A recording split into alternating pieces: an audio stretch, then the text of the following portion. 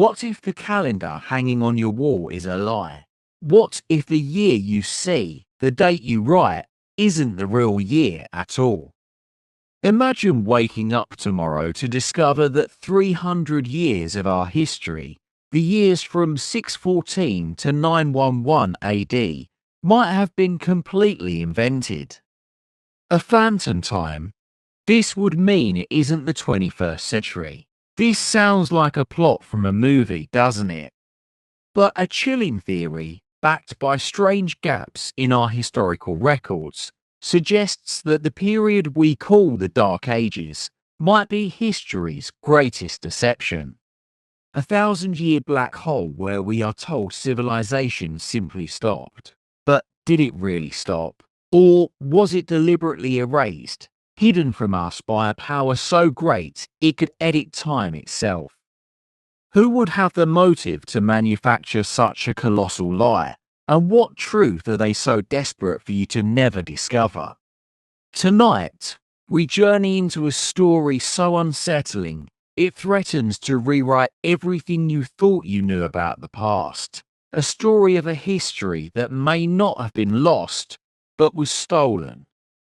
Think about the story you were taught in school. The mighty Roman Empire, a beacon of law, science, and order, falls in 476 AD. And then, what?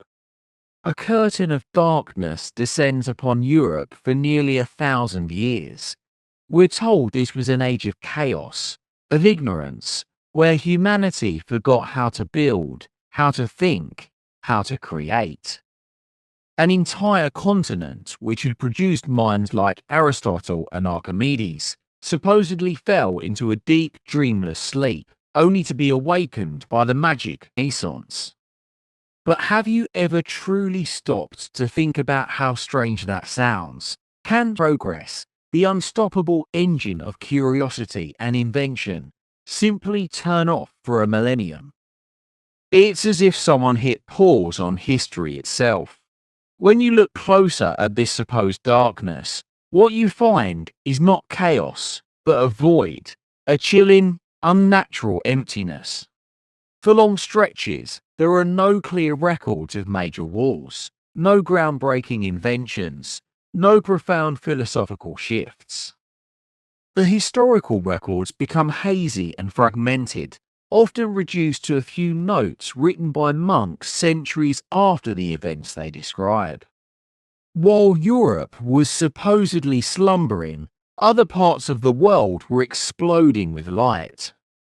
In China, the Tang dynasty was a golden age of poetry, art, and innovation, inventing block printing and master complex instruments.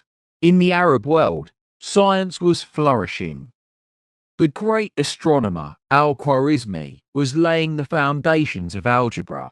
The first public hospitals were being established, and the Library of Baghdad was a shining beacon of knowledge, holding hundreds of thousands of manuscripts.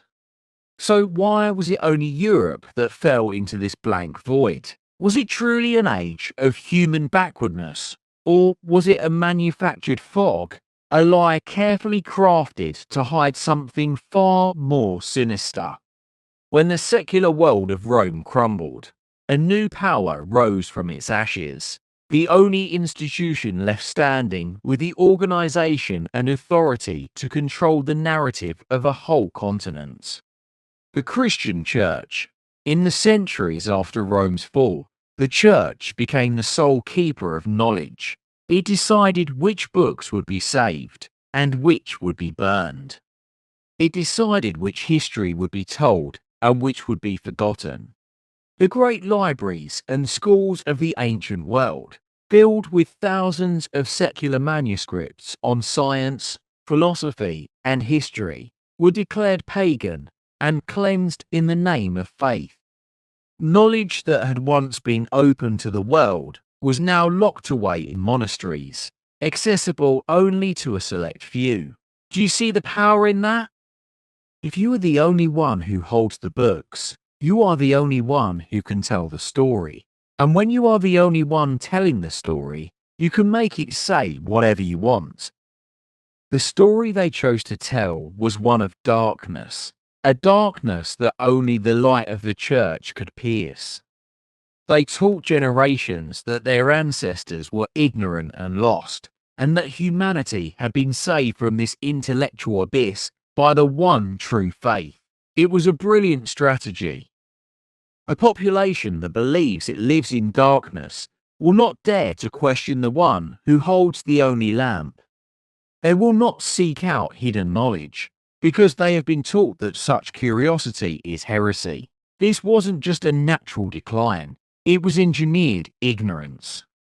But what if the darkness was the lie? What if history wasn't lost, but was sealed away behind stone walls, deep inside the Vatican's secret archives? If that's true, then the real mystery is not what happened during the Dark Ages. The real mystery is who wants you to never find out. To understand why, we have to look at how it was constructed, piece by piece, silence by silence. After the fall of Rome, the vast network of public libraries and secular schools across Europe was dismantled. Scholars fled, were silenced. The only places left where knowledge was preserved were the monasteries. But the monks in these monasteries didn't just copy the ancient texts of Greece and Rome. They curated them. They filtered them. They decided what was worthy of survival and what was destined for oblivion. Works of philosophy, science, and medicine that contradicted church doctrine were simply not copied. Thousands of manuscripts were deemed heretical or pagan and were either burned or locked away in dark vaults, never to be seen again. But they did something even more clever, something that would lock knowledge away more effectively than any vault. They changed the language. Ancient texts were written from classical Latin, the language of law, literature, and science, into a new form called ecclesiastical Latin. This theological variant was narrower in meaning and incredibly complex, a language that could only be understood by a specially trained clerical elite. Imagine a world where all the great books of science and history are rewritten in a code that only one group of people can read. That is the world the church created. Knowledge was no longer a light for all of mankind. It became a tool of control. If you wanted to learn about your own past, you had to go through a priest. If you wanted to read an ancient text, you had to be granted permission and were taught to interpret it in the right way. Independent thought vanished. Debate was forbidden. History became a doctrine, and doctrine could not be challenged. The Dark Ages weren't dark because of a lack of knowledge.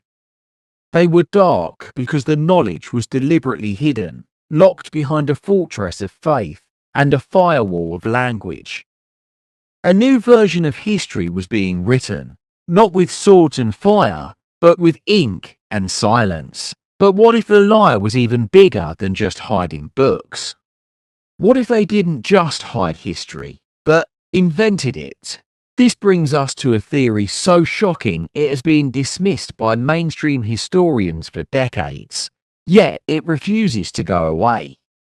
It's called the phantom time hypothesis.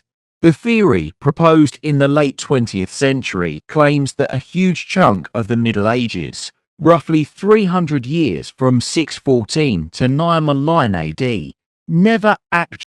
It suggests that these years were fabricated and inserted into our timeline, meaning we are all living in a calendar that is off by 3 cents.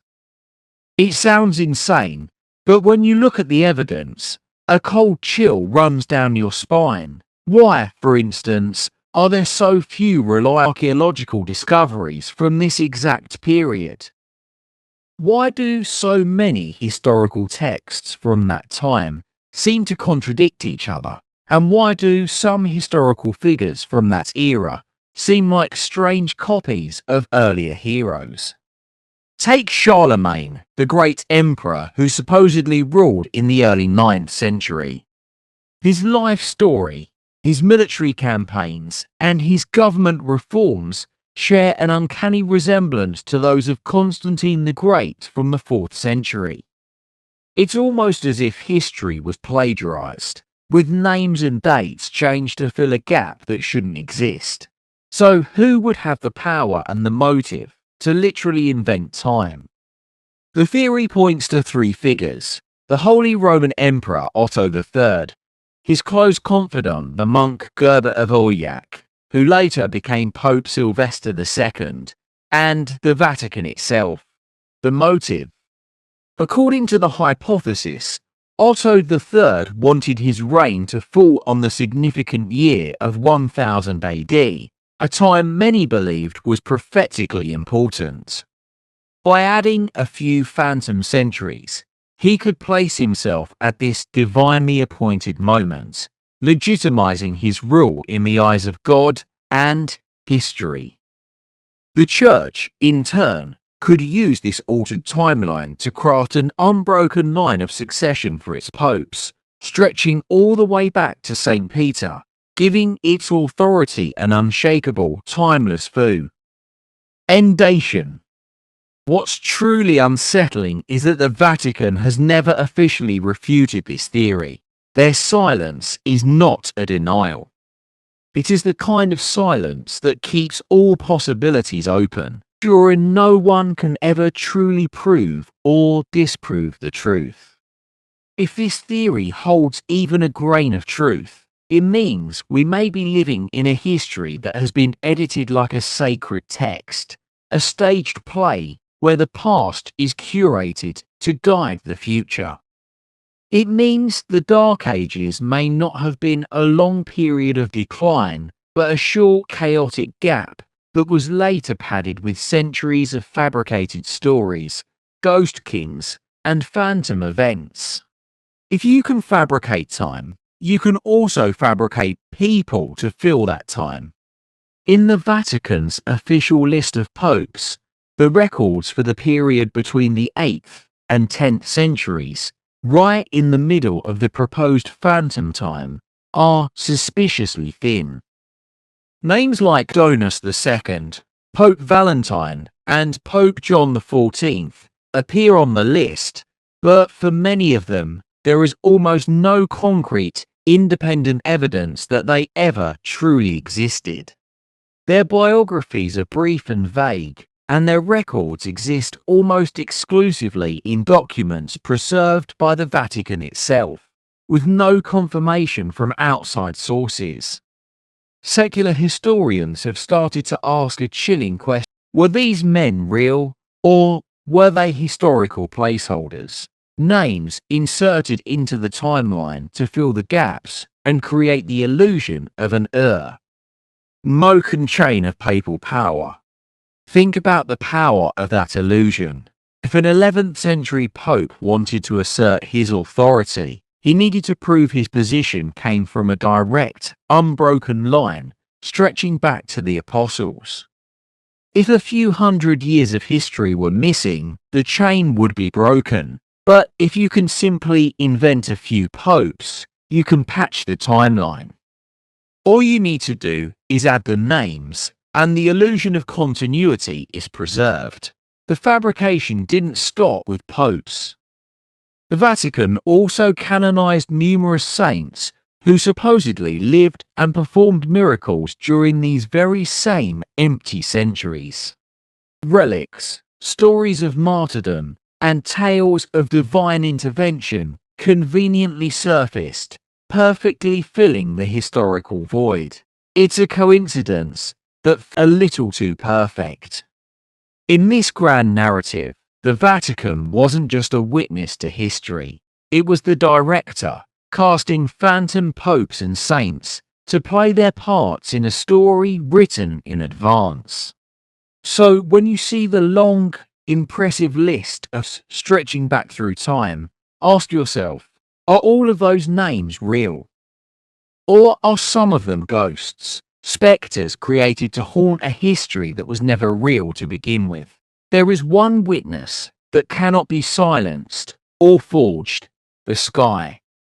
The movements of the heavens, like a total solar eclipse, at a specific time and place, can be calculated with near perfect accuracy, both forwards and backwards in time. The sky is a cosmic clock, immune to politics and religion. And when modern astronomers use this clock to verify the historical timeline of the so-called Dark Ages, they found that something is terribly wrong. The stars do not align with the history written on Earth. When researchers compared ancient eclipse records from reliable sources, like Chinese, Jewish, or Greek texts, with the dates of major events in European history, they uncovered disturbing, inconsistent eclipses that were meticulously documented in the East, have no corresponding event in the East, have no corresponding event in the West. Conversely, some historical events in Europe that were claimed to have happened during an eclipse actually took place under clear skies. The timeline is off, sometimes by decades, other times by centuries. So, what was the Church's response to this celestial contradiction? Instead of encouraging investigation, medieval astronomers were pressured to adjust their calculations to fit the official Church timeline. If the stars didn't match the story, the stars were branded as heretical, or even a trick of the devil. We often forget that the Vatican has long held a quiet monopoly on astronomy. The famous Vatican Observatory was officially established in the 16th century, but for hundreds of years before that, the clergy was secretly tracking and recording the movements of the stars. These records were never made public. They formed a private database of time itself, a tool so powerful that whoever controlled it could redraw the map of history. The truth of the sky was bent to fit the religious narrative of the Church. Giordano Bruno was burned alive, and Galileo was forced to recant his discoveries, not because they were wrong, but because they had touched the true clock of the cosmos, a clock that threatened to experience, not posed a lie. The deception wasn't just in the sky, it was on the Earth too, hidden in ancient maps. Have you ever heard of the Piri-Reis map? It was drawn in 1513, yet it shows the coast of South America with stunning accuracy, and, most mysteriously, a part of Antarctica as it would appear without its ice cap. How could a map from that era show a continent that wasn't officially discovered for centuries, and an ice-free coastline that hasn't existed for thousands of years? Piri-Reis himself wrote on the map that he compiled it from many more ancient source maps, the origins of which are now lost. So, where are these mysterious source maps? Many researchers believe the answer lies in one place: the Vatican's secret archives. The Vatican holds one of the largest and oldest collections of ancient maps in the world, yet less than 1% of this collection has ever been seen by the public. The rest remains sealed away, unverified, and uncopied. Whispers from the few scholars who have been granted limited access speak of maps that defy conventional history, maps showing coastlines of continents long before their official discovery, maps showing coastlines of continents, islands that no longer exist, and maps of journeys that are completely absent from our history books. Was Europe really as ignorant during the Dark Ages as we are taught? Or did a small group of clerical scholars know far more about the world, but were forbidden to share it? If the Vatican is holding these maps, what are they protecting? A map is more than just a tool for navigation. It is how humanity defines its place in the universe. For centuries, the Vatican has held the power to draw the world and then hide it from view. Perhaps deep in those vaults, the true map of our past still exists, waiting for a day we are allowed to see it. If the official history is true, then, for 1,000 years, Europe was a technological wasteland. People supposedly forgot how to build as their ancestors had, lost the knowledge of engineering, and wandered aimlessly among the ruins of Rome. That is the image we have been given.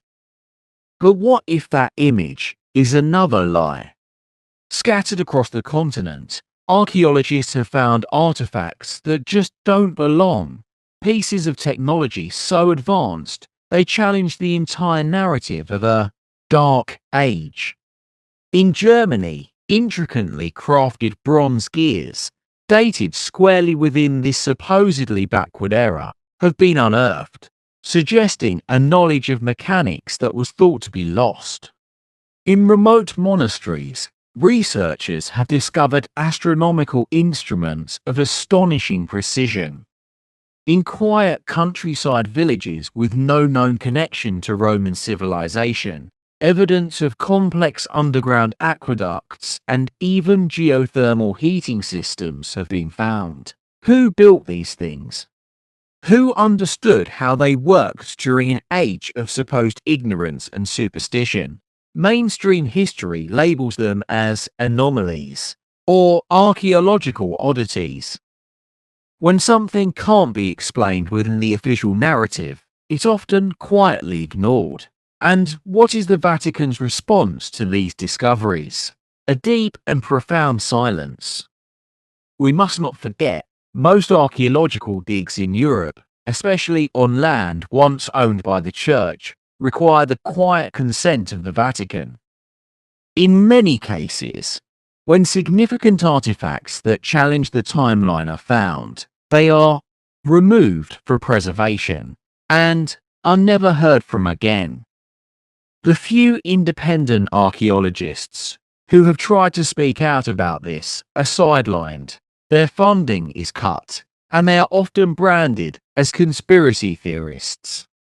This raises a terrifying question. Did Europe truly lose all of its knowledge? Or was certain knowledge deliberately suppressed to keep the story of a dark and ignorant age alive? Think about it. A Europe that still held the light of Rome, a Europe that was still inventing and building, would be a threat to any institution that wanted to monopolize truth. But if you can control the story of darkness, you also get to control who appears to bring the light. The Vatican didn't need to lie about these artifacts. It just needed to remain silent, to let the dust of history cover them up, and to uphold the official story. Sometimes the most powerful control is not in what is said, but in what is left unsaid, buried in the ground, waiting for a time when people stop being afraid to dig. To control people, you don't need to put them in chains. You just need to control their minds. And to control their minds, you don't need to brainwash them. You just need to leave them with nothing to think about. This was the silent strategy employed during the so-called Dark Ages.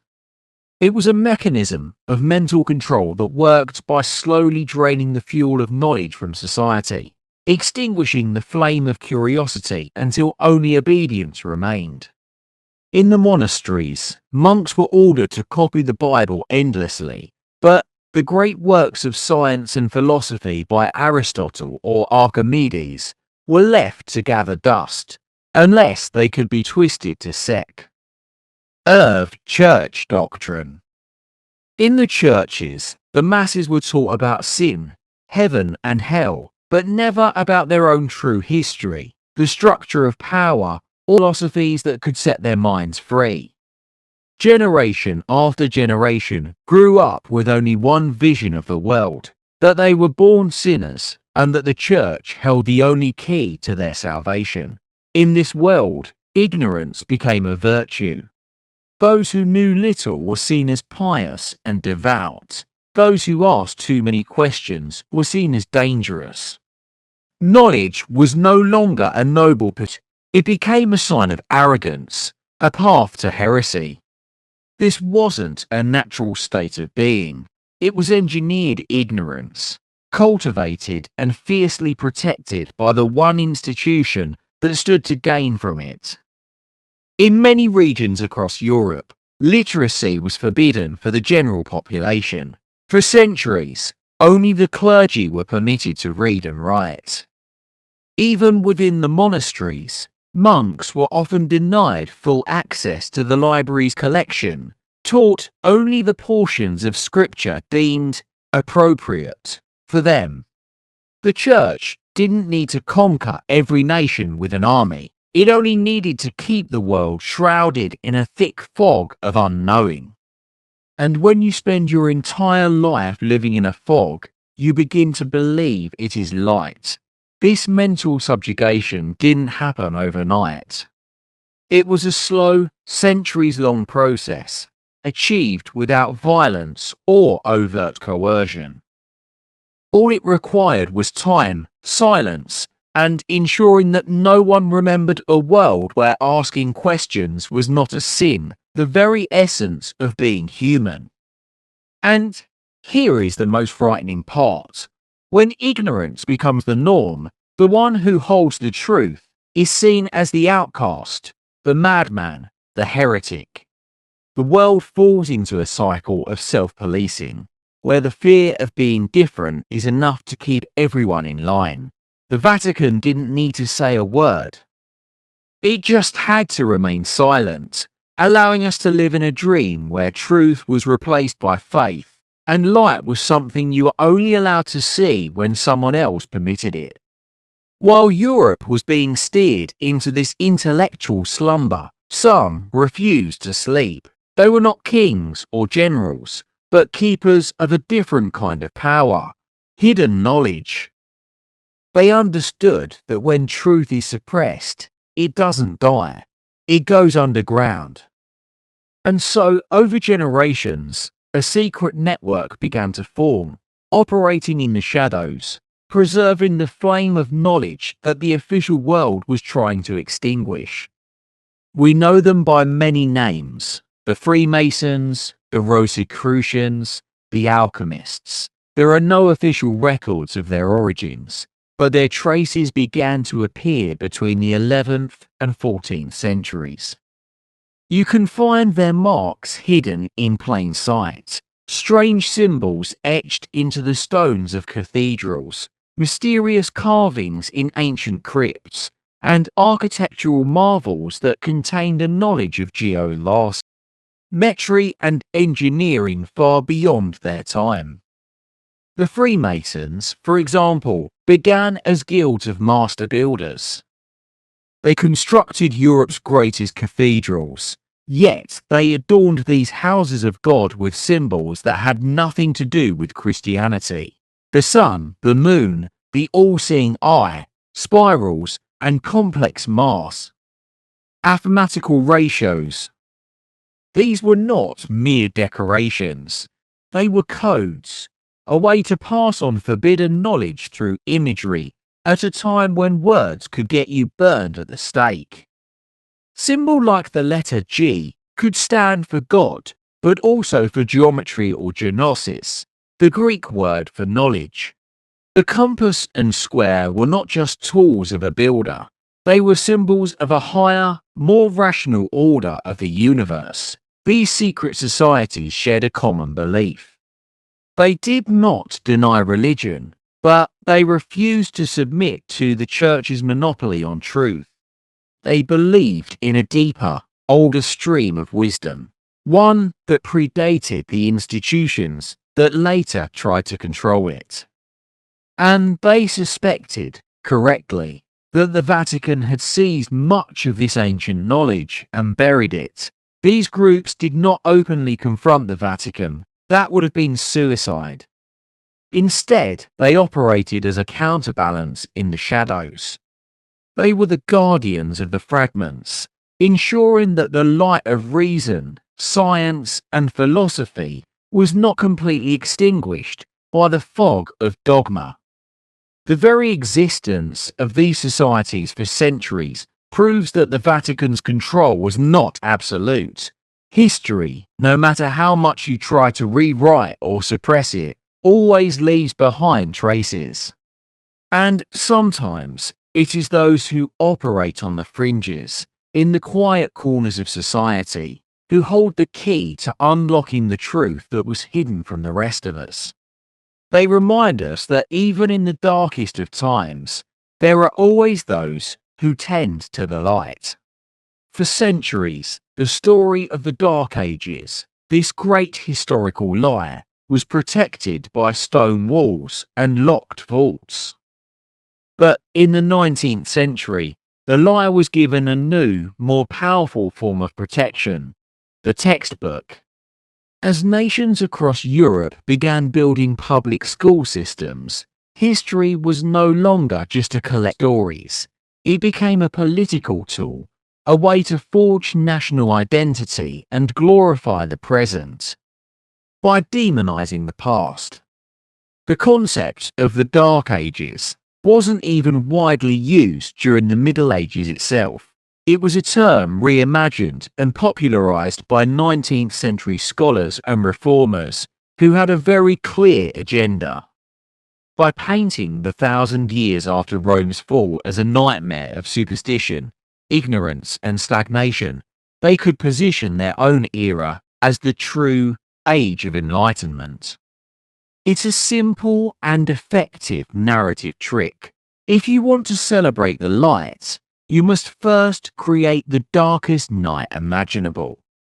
You might wonder, why would the Vatican remain silent while a period it once dominated was being portrayed so negatively? Because the narrative, in a strange way, still served them.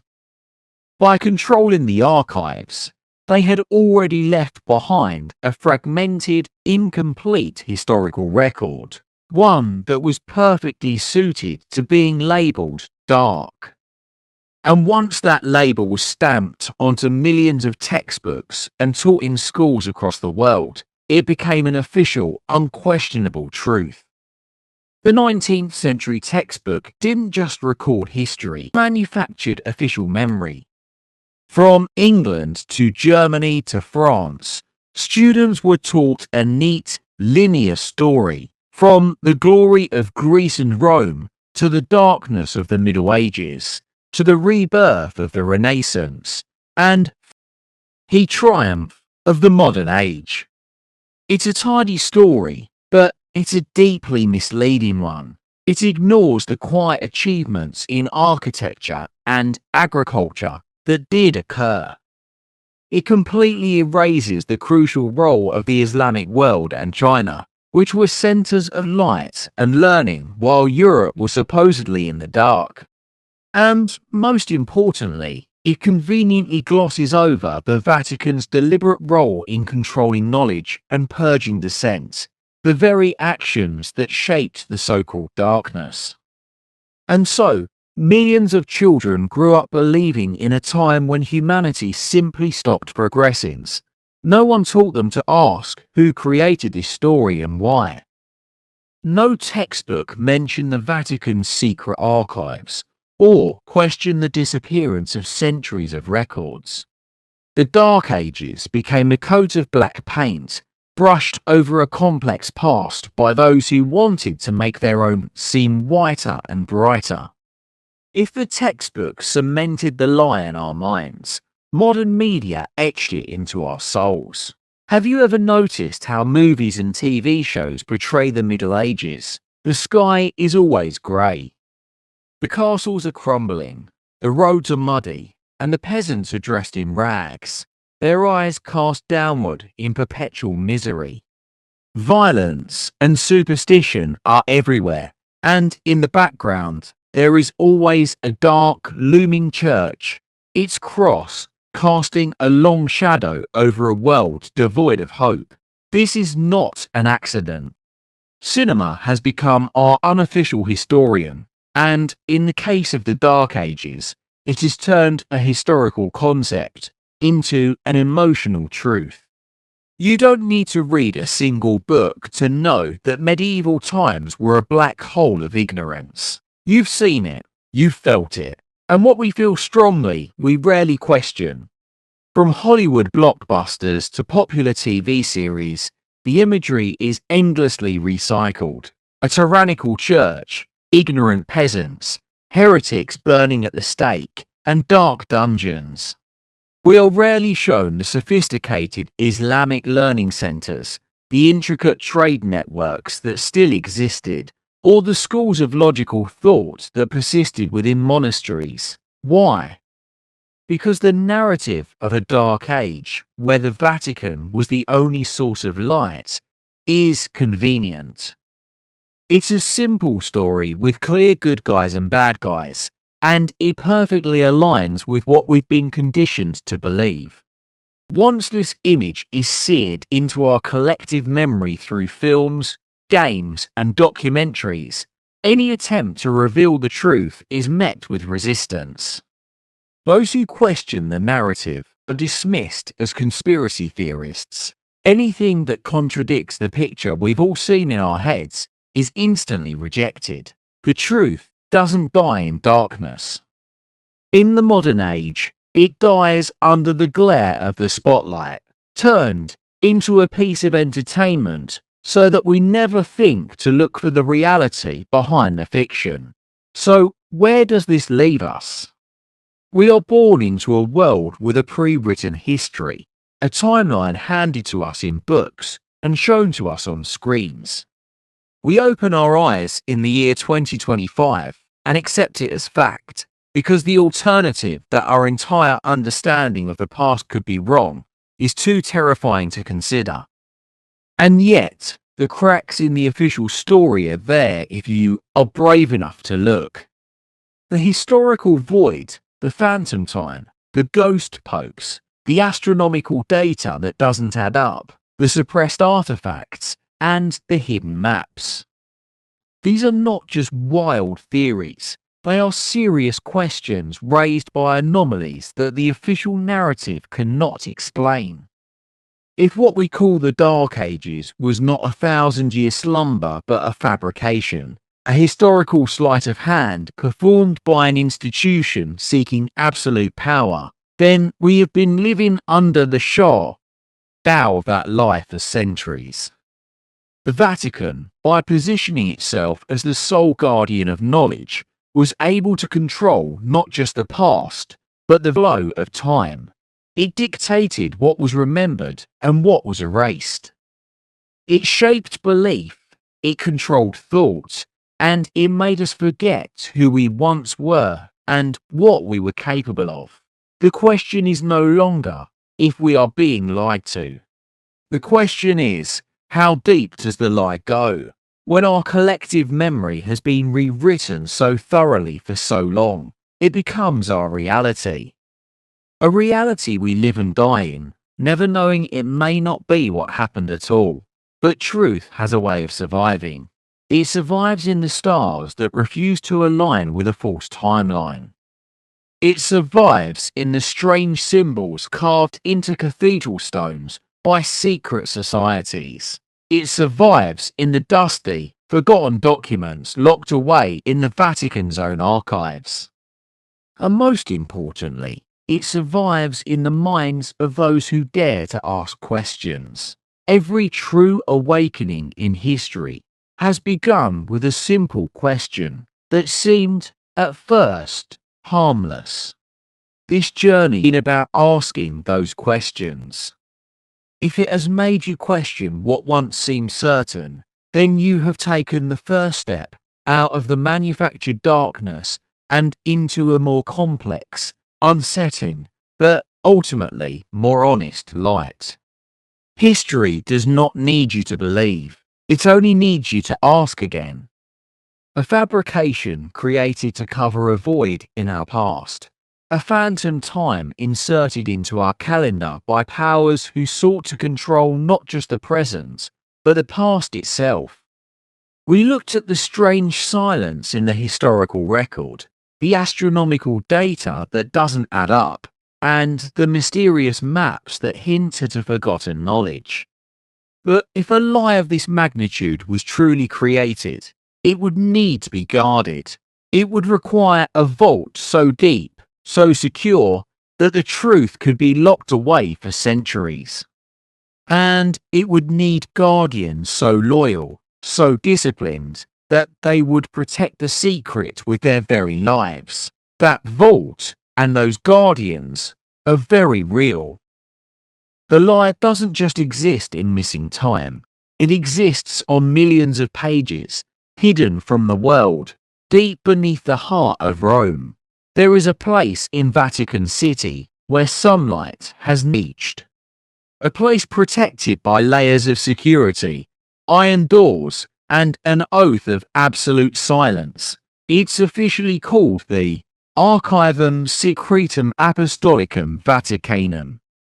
For centuries, the Vatican has used a clever linguistic shield to deflect curiosity. They claim the word in secretum in Latin doesn't mean secret in the modern sense, but rather private. The private archive of the Pope. But when what you are keeping private is the truth of human history, is there really a difference? This is no small library. It is a labyrinth holding over 50 kilometers of shelving and more than 1 million documents, spanning from the 8th century to today. But that's just the part they admit to. The truly sensitive material, the documents that could rewrite our world, remain in the deepest vaults, unseen and unverified. Access is nearly impossible. There are no public tours. Only a handful of courted scholars are allowed in each year, and even they face impossible restrictions. They must request specific documents one at a time, without knowing what else is there. They are given strict time limits. No photography is allowed, and no copies can ever leave the building. The archive is designed not to reveal knowledge, but to contain it. So, what is so dangerous that it must be guarded with such extreme measures? Whispers from the few who have been inside, and leaks that have trickled out over the centuries, paint a terror picture. They speak of original manuscripts that were deliberately excluded from the Bible. They speak of the secret records of the Inquisition, detailing interrogations and trials that were far more about suppressing knowledge than fighting heresy. They speak of the private journals of popes, filled with confessions they would never dare make in public. And they speak of ancient maps, showing a world completely different from the one we know. This isn't just about religious history. The archives hold the Vatican's correspondence with emperors, with kings, with fascists, and with modern intelligence agencies. They hold records of financial dealings so vast and complex they could shake the global economy. And they hold scientific and philosophical texts that predate their own by centuries, proving that the rebirth of knowledge was not a rediscovery, but a controlled release of information the sea. Hoax had been hiding all along. The Vatican archives are the crime scene of a historical heist. The evidence has not been destroyed, but carefully preserved, locked away from the eyes of the jury, from you. Why not just burn it all? Because the documents themselves are a form of power. By holding the only copies of these lost histories, the Vatican ensures that it remains the ultimate authority on the past. It can release fragments when it suits their narrative, shaping our understanding of history drop by drop, while the whole truth remains safely in the dark. If an institution is willing to hide the history of humanity, would it hesitate to edit the Word of God? Perhaps the most powerful secret held within the Vatican archives is not about kings or empires, but about the very book upon which Western civilization was built, the Bible. The Bible you read today is not the original text. It is the product of centuries of editing, selection, translation, and, most importantly, exclusion. The Vatican has never denied this, but it has never fully explained why certain books were left out or what they contain. These excluded texts are known as the Apocrypha. Again, the Church uses a clever word.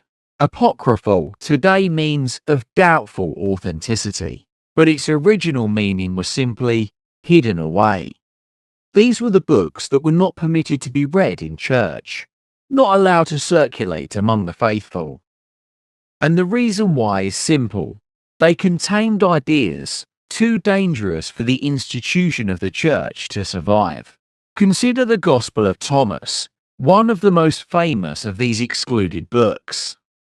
It doesn't tell a story of Jesus' life. Instead, it is a collection of his secret sayings. In one, he says, "The kingdom of God is inside of you, and it is outside of you." When you come to know yourselves, then you will become known, and you will realize that it is you who are the sons of the living Father. Do you understand the danger of that idea? If the kingdom of God is within you, then you don't need a priest, a bishop, or a pope to find it. You don't need a church to act as an intermediary between you and God. This one idea, if it had been included in the Bible, would have made the entire power structure of the Catholic Church obsolete. Then there is the Gospel of Mary Magdalene, which portrays her not as a repentant sinner, as a key disciple, an apostle to the apostles, to whom Jesus revealed his deepest teachings. In a rigidly patriarchal institution, the idea of a woman holding such a position of spiritual authority was unthinkable, so her story was suppressed, and she was recast in a lesser role. Other excluded texts are even more radical. The Book of Enoch describes a history of humanity before Adam, with cycles of creation and destruction, and speaks of celestial beings who interacted with humans. Such ideas directly contradict the simple linear creation story the Church has insisted upon for millennia. For centuries, simply possessing a copy of one of these forbidden Gospels was a death sentence. The Inquisition was tasked with hunting down and burning not only the books, but the people who read them. Why such a violent reaction? Because these texts revealed that there wasn't just one version of Christianity, there were many. And the version that became the official one was not chosen because it was the most true, but because it was the most useful for building an institution of control. It was a version that emphasized hierarchy, obedience, and the necessity of the church as the sole gatekeeper to salvation. The other versions, the ones that emphasized inner knowledge, personal divinity, and equality, were declared heresy and erased. The Vatican just hid history. It hid a different path to God. And the greatest fear in those locked archives is not that we will find that the Dark Ages were a lie, but we will find the books that prove their version of the truth was a lie as well. A lie of this scale, maintained for over 1,000 years, cannot be guarded by ordinary men. It requires a special kind of soldier. One who is brilliant, disciplined, and sworn to an oath of absolute, unquestioning obedience. It requires an army that fights not with swords, but with intellect. In the 16th century, as the Protestant Reformation threatened to shatter the Catholic Church's power, the Vatican unleashed such an army. They are called the Societies, but you probably know them by another name, the Jesuits. To understand the Jesuits is to understand the true nature of hidden power. They were founded by Ignatius of Loyola, a Spanish knight who was wounded in battle. During his recovery, he had a spiritual awakening, but he never lost the mind of a soldier. He structured the Jesuit order not like a monastery, but like an elite military unit, complete with ranks, a chain of command, and a demand for total obedience. Jesuit priests are not quiet monks who retreat from the world. Their mission is to go into the world, to be present in every center of power. They became the most formidable intellectual and strategic force the world had ever seen. They established hundreds of elite schools and universities across the globe, educated the sons of kings, nobles, generals, and politicians. They mastered science, languages, and diplomacy. They became the personal confessors and advisors to the most powerful monarchs in Europe. They were the strategic brain of the Catholic Church, warriors fighting on the battlefield of ideas.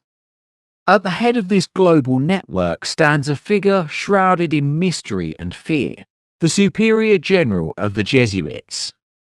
He is elected for life, operates from a headquarters near the Vatican, but independent of its directorate, and commands the unwavering loyalty of every Jesuit on earth. With Church, he is known by a chilling nickname, the Black Pope. The name comes from the simple black robes the Jesuits wear, but it also refers to the shadowy, immense power he wields, a power that many believe rivals or even exceeds that of the White Pope in the seas. The name Vatican. What makes the Jesuits so uniquely effective and so feared is their final oath. It is a vow of loyalty so extreme, it is unlike anything else in the Catholic world. The Jesuit swears to have no opinion, no will of his own, but all in the hands of his superiors. The founding principle is perinde a cadaver, to be as a corpse, a lifeless body that can be moved and positioned anywhere without resistance. This is not just religious devotion, it is the programming of a human weapon. An army of thousands of brilliant minds, all disciplined as one, all loyal to one commander, spread across the globe in positions of influence. They are the perfect guardians of a secret. They have the intellect to manage the deception, the global reach to enforce it, and the discipline to maintain it for centuries without a single leak. If the Dark Ages were a lie, then the Jesuits were its architects and its sentinels, the silent army ensuring the world would never wake up from the story they had written. The power of the Jesuits was not just theoretical, it was brutally effective in the real world. While other religious orders built monasteries, the Jesuits built empires of the mind. They understood that to control a nation, you don't need to conquer its armies. You need to educate its children, especially the children of the elite. From the 16th century onwards, they infiltrated the royal courts of Europe, not as conquerors, but as tutors, confessors, and advisors. In France, they mentored the powerful Bourbon dynasty. In Spain and Portugal, they were the spiritual architects of the colonial empires, sailing to the New World to conquer not land, but souls. Their schools became the most prestigious in the world, and a Jesuit education was a ticket to the highest echelons of power. A generation of leaders grew up shaped by Jesuit logic, Jesuit strategy, and Jesuit loyalty. This quiet, creeping influence eventually became too much for the monarchies of Europe to bear. Kings began to realize that the loyalty of their own nobles and heirs was being divided. When the king gave an order, they might first consider what their Jesuit confessor would advise. It was a silent coup, taking place in the minds of the powerful. The backlash was immense. In the 18th century, in an unprecedented wave of fear, the Jesuits were expelled from more than 80 countries and territories across the world. Portugal, France, Spain, Naples, one by one, they cast out, seizes their schools and assets, terrified of a power they couldn't see but knew was there. The pressure became so intense that in 1773, the Pope himself, Clement XIV, officially disbanded the entire Jesuit order. It was supposed to be the end. But here is the strangest part of the story. The Jesuits did not fight back. They did not protest. They simply vanished. They went underground, changing robes, taking on new names, and continuing their work in secret. Their vast networks of influence, built over centuries, did not crumble. And then, less than 40 years later, as Europe was being torn apart by revolutions and secular movements, the Vatican realized it had made a terrible mistake. It needed its army back. In 1814, the Jesuit order was fully restored. They returned stronger, more secretive, and more resilient than ever before. How could an organization condemned by the entire world survive and return with such strength? Because their empire was never built on land or buildings. It was built on knowledge, loyalty, and strategy.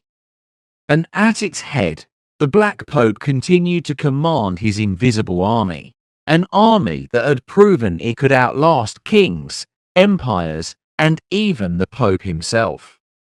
In the shadows of this global chessboard, the Jesuits were not the only secret society vying for power. Another ancient and mysterious brotherhood was also on the rise, the Freemasons.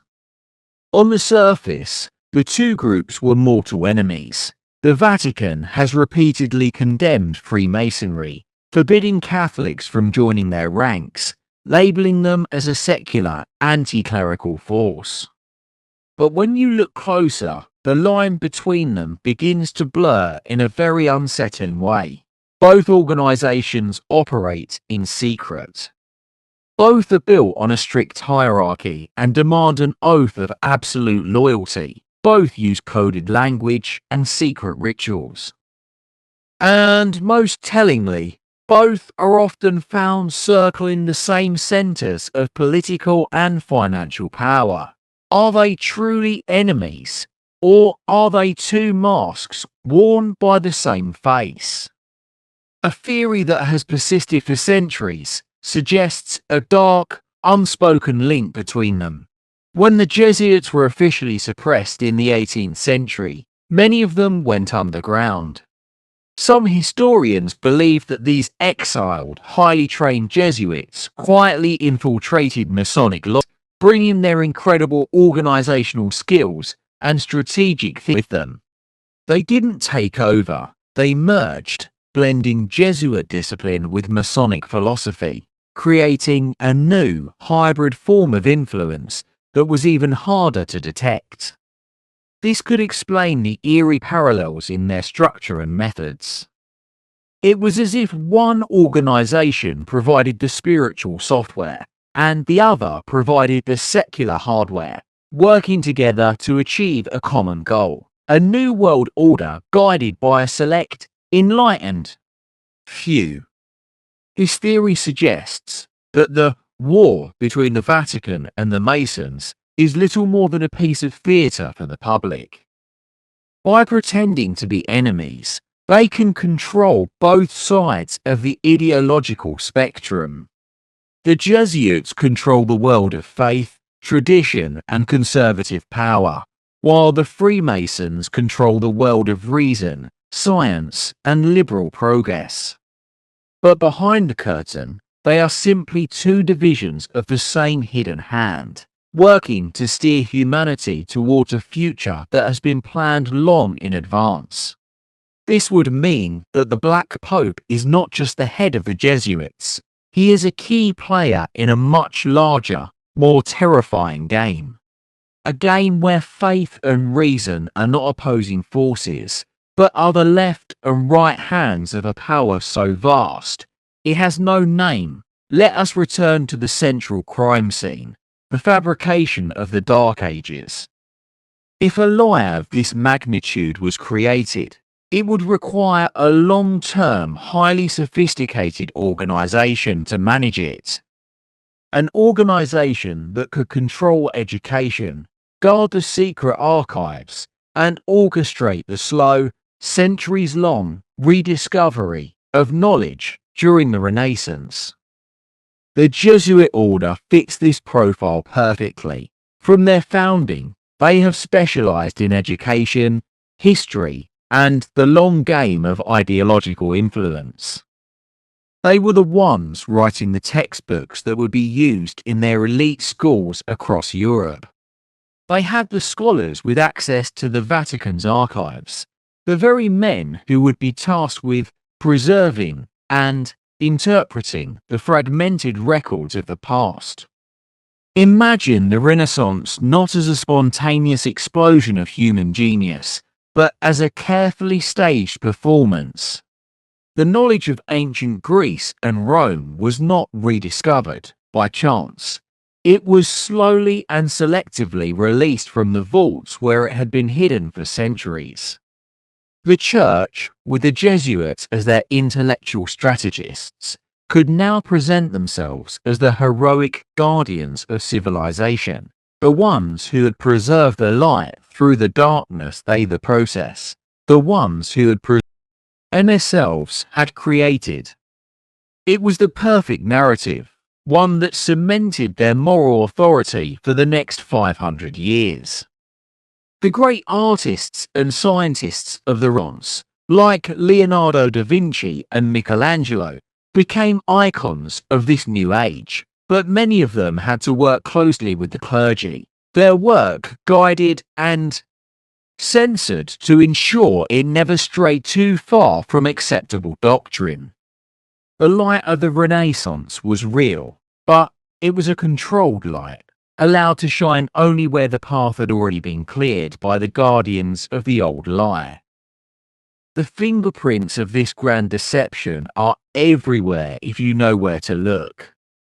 The Jesuit obsession with astronomy and calendar reform wasn't just about science, it was about controlling time itself. Their global network of missions wasn't just about souls, it was about gathering intelligence and ensuring that no corner of the world held a version of history that could contradict their own. They were not just priests, they were the librarians of a locked history, the teachers of a fabricated past, and the silent soldiers standing guard over the world's biggest secret. We have seen how the lie was constructed and how it could have been maintained. But who were the men who tried to expose it? What happens when you get too close to a truth that powerful people want to keep buried? In our next chapter, we will walk into the darkest rooms of the Inquisition and look at the stories of the brave souls who faced the guardians of the lie and paid the ultimate price. In our previous chapters, we pulled back the curtain on what may be history's most audacious lie, the idea that the Dark Ages, a 1,000-year-long night of ignorance and decline, never actually happened. We explored the chilling theory of a phantom time, centuries invented and inserted into our past to serve a hidden agenda. We identified the guardians of this secret, the Vatican and its elite intellectual army, the Jesuits, who for centuries have curated knowledge, controlled education, and stood sentinel over the world. His most secure vault of secrets. We've seen the how and the why, but now we must ask the most dangerous question of all. What happens when someone gets too close to the truth? What is the price for questioning a lie that has stood for over a millennium? History is littered with the ghosts of those who dared. They are the heretics, the silent scholars, the forgotten geniuses whose voices were extinguished because they saw the cracks in the official story. Their stories are not just tales of religious persecution. They are the grim warnings issued by a power that will do anything to protect its foundation. This chapter is a journey into the fire. We will walk into the torture chambers of the Inquisition, not just to witness the cruelty, but to understand its true purpose. We will meet the men and women who were burned at the stake, not for what they believed, but for what they cow. Their fate is a testament to a chilling reality. When a lie is big enough, the truth becomes the ultimate heresy, and the war to suppress it is a war on the human mind itself. The word Inquisition conjures images of religious fanaticism, of hooded figures torturing victims in dark dungeons. But to see it only as a tool of religious purification is to miss its true, far more sinister purpose. The Inquisition was not just a war on rival faiths, it was a war on knowledge. It was the most sophisticated and brutal machine ever designed to hunt down and eliminate any thought, any idea, any piece of history that contradicted the Vatican's official narrative. Its methods were not just fire and steel. Its greatest weapons were fear and silence. And for centuries, this machine ran with chilling efficiency, ensuring that the lie of the Dark Ages remained buried under a mountain of terror. Let's look at the case of Giordano Bruno, a man often remembered as a martyr for science. But his crime was much deeper than simply suggesting there were other worlds among the stars. Bruno was a philosopher, a scholar who had travelled across Europe, immersing himself in ancient texts that the Church had tried to erase, the forbidden books of Hermetic magic, of pre-Christian philosophy, fire, and of forgotten science. He was piecing together a different story of the universe, a different history of human thought, one that didn't start and end with the Church. He wasn't just a heretic. He was an intellectual detective getting too close to the crime scene. His trial, which lasted for years, was not a debate about faith. It was a desperate, systematic attempt by the guardians of the lie to understand how much he knew and to make sure that knowledge died with him. They burned him at the stake in Rome's Campo de' Fiori, not as a punishment, but as a message to the world. This is what happens to those who dig too deep. The war on knowledge was not limited to individuals. It was waged against entire cultures. Consider the Cathars of southern France. In the 12th and 13th centuries, they flourished, practicing a form of Christianity that was radically different from Rome's. They believed in a dualistic universe, rejected the corrupt and wealthy priesthood, and had their own sacred texts, which contained a spiritual lineage that stretched back to a time before the Catholic Church even existed. They were not just a rival faith, they were a living library of an alternative history, and for that they had to be annihilated. The Albigensian Crusade, sanctioned by the Pope, was a campaign of cultural genocide. It wasn't just about converting heretics, it was about erasing every trace of variance. Their castles were destroyed, their people were massacred, and their books were burned in colossal pyres. The light of an entire civilization was extinguished, and its knowledge turned to ash, all to protect the one official story. This is the true legacy of the Inquisition. It was not the number of people it killed, but the number of questions it prevented from ever being asked. For every person burned at the stake, there were 1 million more who learned to stay silent. A chilling atmosphere of fear descended upon Europe. Scholars learned to self-censor. Scientists encoded their discoveries in cryptic texts. Philosophers spoke in riddles. Thinking for oneself became a dangerous act. The silence was not the result of ignorance. It was the result of terror. The Inquisition successfully created a prison for the mind, where the walls were built of fear and the guards were one's own neighbours. It was the perfect environment for the light of the Dark Ages to fester, a world where the darkness was not an absence of light, but an enforced state of blindness. As the fires of the Inquisition began to fade, a new light appeared on the horizon, the Renaissance. We are taught to see this miraculous rebirth, a spontaneous explosion of art and science after 1,000 years of darkness. But if the Dark Ages were a deliberate suppression of knowledge, then the Renaissance was not a rebirth. It was a controlled release. It was like a dam being opened just a crack, allowing a carefully measured stream of information to flow out into a world that had been deliberately starved of it.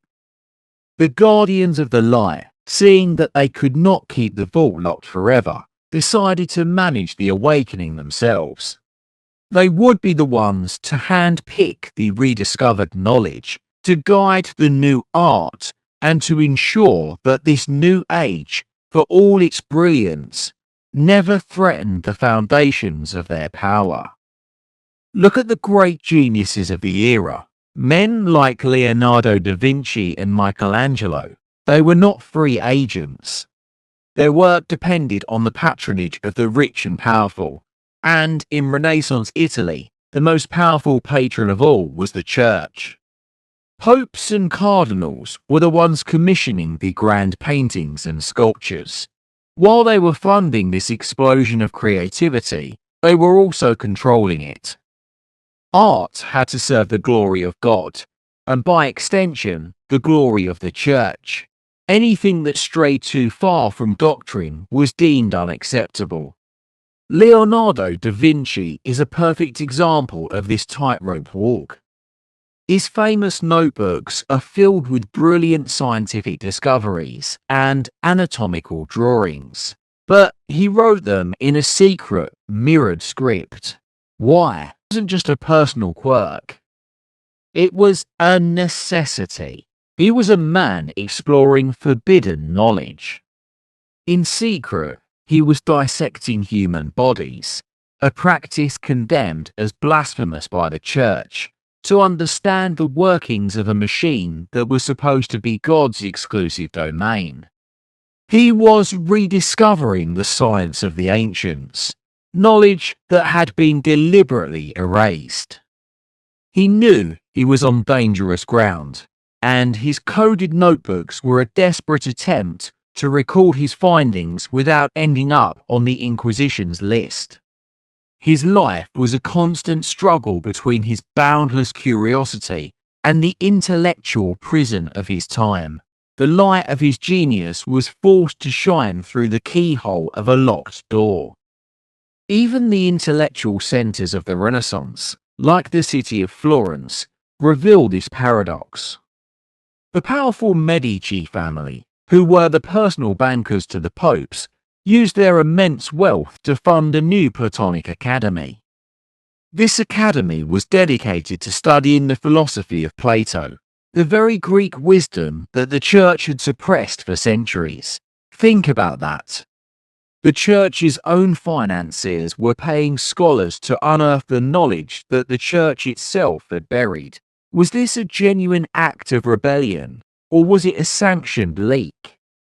A way for the Vatican to slowly reintroduce classical thought into the world, but on its own terms, ensuring it could be reinterpreted and assimilated into Christian theology, thus neutralizing its rite. The Renaissance was not a revolution against the church. It was a renovation managed by the church. It was a dazzling performance, designed to make the world believe it was waking up on its own, while the puppet masters remained hidden, quietly pulling the strings, ensuring that the new light would build the plan. Only illuminate the parts of the stage they wanted everyone to see. The methods of silencing dissent have grown more subtle over the centuries, but the goal remains the same. The stake and the torture rack have been replaced by more modern tools, academic ridicule, financial pressure, and a quiet professional form of erasure. The modern heretics are not priests or philosophers. They are the historians, archaeologists, and independent researchers who have dared to point out the inconsistencies in our official timeline. Their fate is a warning to anyone who gets too close to the truth in the 21st century. When a scholar today publishes research that supports the phantom time hypothesis, or presents evidence of advanced technology in the so-called Dark Ages, they are not met with open debate. They are met with a wall of instant contempt. This is the modern Inquisition, and it operates through a process of academic assassination. First, the scholar is professionally discredited. Their work is labeled as pseudoscience or conspiracy theory by the mainstream historical community. They are attacked not on the quality of their evidence, but on the radical nature of their conclusions. Their peers are pressured to distance themselves, and they are slowly ostracized, their careers effectively over. Next comes the financial squeeze. Research projects that challenge the established narrative find their funding mysteriously dries up. They are denied access to archives, their applications for grants are rejected, and their ability to continue their work is slowly choked off. The message is clear: do not question the official story. But sometimes the silencing is more direct, more sinister. There are unsettling stories that circulate in the quiet corners of the research community. Stories of scholars who were on the verge of a major breakthrough and then suffered a sudden, tragic fate. An archaeologist who disappeared during a dig in a remote location. A historian who died in an unexplained accident just before publishing their life's work. A linguist whose years of research notes vanished from a secure university office without a trace. These stories are dismissed as paranoid fantasies, but they create a chilling effect. They serve as an unspoken warning that there are lines that must not be crossed. To make this threat feel more real, let's consider the story of a man we'll call Alistair Finch, a composite of several real researchers. Dr. Finch was a brilliant, respected archaeologist. For years, he worked within the stream, but he kept finding things that didn't fit. A piece of metalwork in a Viking burial site with a chemical composition that shouldn't have been possible for another 500 years. A series of monastic records in Ireland, where the carbon dating of the parchment was centuries off from the dates written on them. A strange, recurring architectural anomaly in early European churches that suggested a lost understanding of engineering. Individually, they were just oddities. But Finch began to connect them, seeing a pattern, a shadow of a history that had been erased. He started to work on a unified theory, one that pointed to a major disruption and possible fabrication in the medieval timeline. That's when his world began to fall apart. His requests for funding to excavate a crucial new site were mysteriously denied, despite his strong track record. His longtime colleagues started avoiding him at conferences, whispering that he had gone off the deep end. The paper he submitted to a prestigious journal was rejected without peer review, with a curt note saying its premise was unsuitable for serious consideration. He received anonymous emails warning him to stop digging where you are not wanted. The pressure was immense. Finally, one night, his university office was broken into. Nothing of monetary value was taken, only his computers, his hard drives, and every single one of his research notes from the past 20 years. The police found no leads. The university closed the case. Dr. Finch, with his life's work gone and his reputation in tatters, resigned from his position and faded into obscurity. His story, and others like it, is the modern equivalent of being burned at the stake. A professional and intellectual execution designed to ensure that the secrets of the past remain just that, secret. In the 21st century, the guardians of the Great Lie face a new and formidable challenge: the Internet. In an age where information can circle the globe in an instant, how can a secret is over 1,000 years old possibly be kept? The answer is that the methods of control have evolved. They no longer need to burn books or silence scholars one by one. The modern strategy is far more insidious. You hide the truth not by suppressing it, but by drowning it in a sea of noise and discrediting it as entertainment. The war on knowledge has moved to a digital battlefield, and the fight is for your attention. Think about how serious historical mysteries are treated by Hollywood and mainstream media. The secrets of the Vatican, the power of the Jesuits, the suppression of ancient knowledge, these are not the subjects of serious documentaries. They are the plots of blockbuster thrillers like The Da Vinci Code or Angels and Demons. These stories take a kernel of truth, the existence of secret archives, the reality of political intrigue within the church, and wrap it in a thick layer of fiction, romance, and supernatural fantasy. The effect of this is profound. It conditions the public to associate these topics with entertainment, not with reality. It turns a serious historical inquiry into a fun conspiracy theory to be debated over popcorn. This is a deliberate psychological technique. You discredit a truth by turning it into a story that is too wild to be believed. The second prong of this digital strategy is to overwhelm with noise. If you search online for topics like the phantom time hypothesis or the secrets of the Vatican, you will be flooded with millions of results. But the algorithms of search engines and social media platforms are not neutral. They can be, and are, manipulated. The content that is pushed to the top is often the most sensational, the most outlandish, and the most easily debunked. Well-researched, scholarly articles are buried on page 50 of the search results, while videos made by amateur conspiracy theorists with no evidence are recommended to millions. This is not an accident.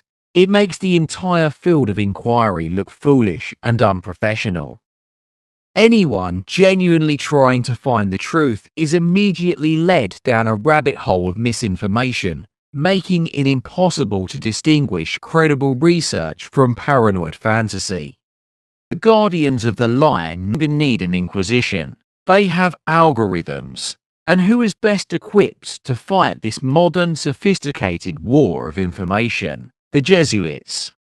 Their centuries-old mission has always been to master the dominant communication technology of their age. In the past, it was the printing press and the university. Today, it is media, public relations, and a deep understanding of digital psychology. They don't need to censor content. They can create counter-narratives, fund fact-checking organizations that subtly uphold the official story, and promote educational materials that reinforce the mainstream view. They don't fight the information, they shape it. The digital world may seem like a realm of infinite freedom, but it is also a landscape of invisible walls and curated pathways. The war to protect the great historical lie has not ended. It has simply gone digital, becoming a silent, pervasive battle for the control of your mind. After this journey through fire and shadow, what have we learned? We have learned that the truth is a dangerous thing. It is a light so bright that some will do anything to keep it from shining. The story of the Dark Ages is not just a mistake in a history book. It is a carefully constructed, heavily guarded lie, A lie that has been protected for over a millennium by the most powerful and sophisticated organization on Earth. We have seen the methods used to protect this lie evolve over time, from the brutal public executions of the Inquisition to the subtle psychological warfare of the digital age. Giordano Bruno was burned at the stake for his knowledge. Dr. Finch was erased for his research. That's always been the same. Silence those who ask the wrong questions. The sheer ferocity of this oppression, stretching across centuries, is perhaps the most compelling evidence that there is a truth worth fighting for. An institution does not go to such extreme lengths to protect a simple mistake. It does so to protect a foundational secret, a truth so destabilizing that, if it were ever revealed, it would shatter the very bedrock of our modern world order. The silence surrounding these historical anomalies is not an absence of evidence. The silence is the evidence. It is the deafening roar of a truth being actively, desperately held down.